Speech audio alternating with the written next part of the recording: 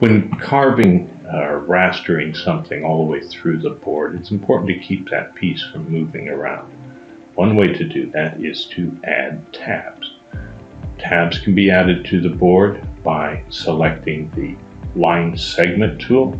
It's important to use the line segment tool, and I often will go unselect reset tool after use, such that I can put line segments wherever I want them and as many as I want.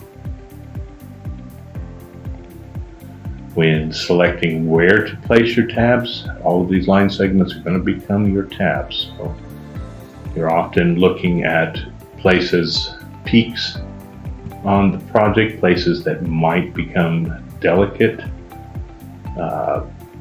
anything to keep that part from vibrating or moving around as it's being cut, because it will often show up as mill marks on your piece.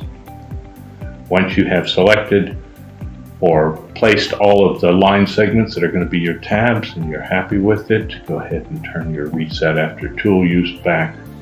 Reselect that so it'll reset your tool.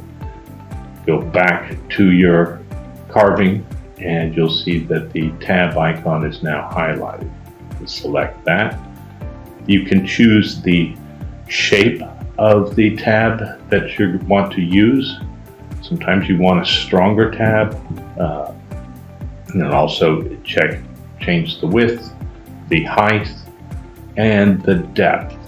Now the depth is something that is very important when you're doing something that's double-sided. So let's say we've carved away a portion of this on the back side. We want to make sure that those tabs are up high enough such that there's still material where the tab is going to be. Once you've set your parameters, you say OK, and it will place the tabs.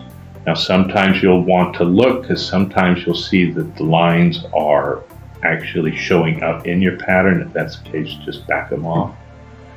And this is the tab function.